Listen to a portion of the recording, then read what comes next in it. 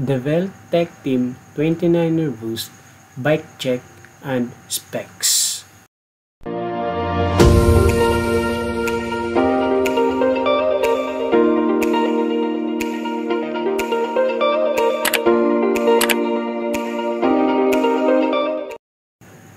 Hello guys, meron pala ditong Devel Tech Team 29er Boost.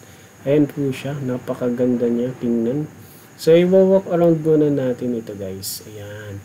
Tapos, isa-isahin natin yung mga parts na nakakabit dito.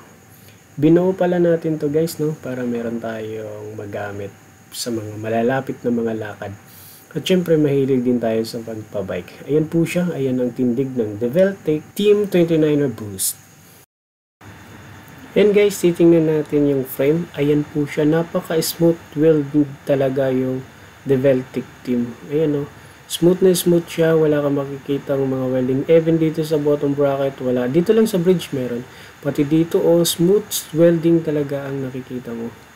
Ayos pati dito sa chin stay o chin seat post. Ganyan. At yan. Tsaka tapered na to guys. 44 sa taas, 55 sa baba.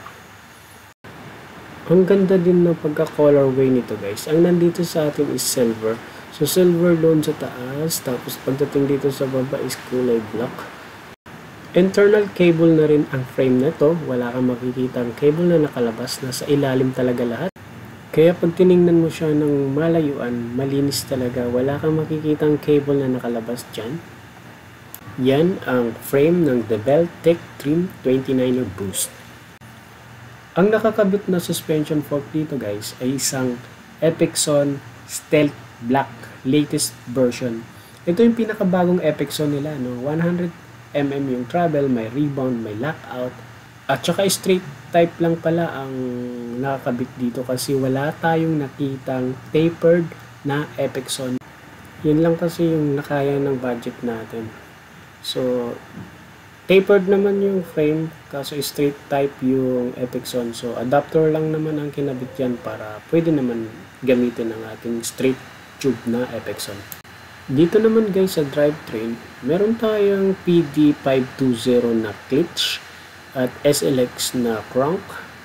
At syempre may MU5100 na drivetrain na 11 speed.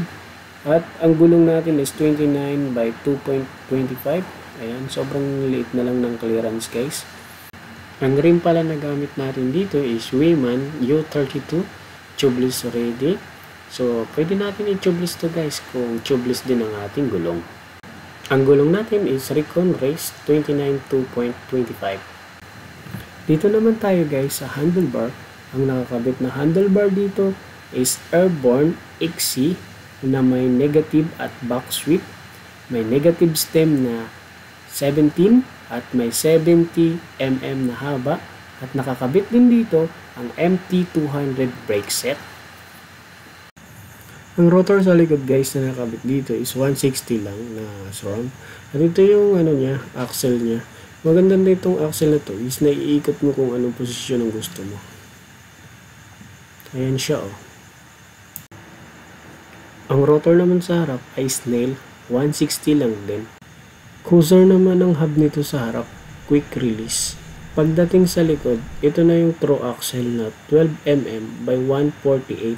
Ito yung boost na cruiser hub. Ayun na guys, naisa-isa na natin ang mga nakakabit sa Devel Tech Team na to. So, isang ikot pa para sa malupit na Devel Tech Team 29er Boost na pagbibuild natin dito. Maraming salamat guys sa inyong panonood at marami pa tayong gagawin na mga bike vlog. Hindi lang ito at marami pa tayong bubuuin, marami tayong pupuntahan sa mga bike na binubuo natin. Maraming salamat at this is Grip Moro. Mag-iingat kayo palagi. On your grip. Bye-bye!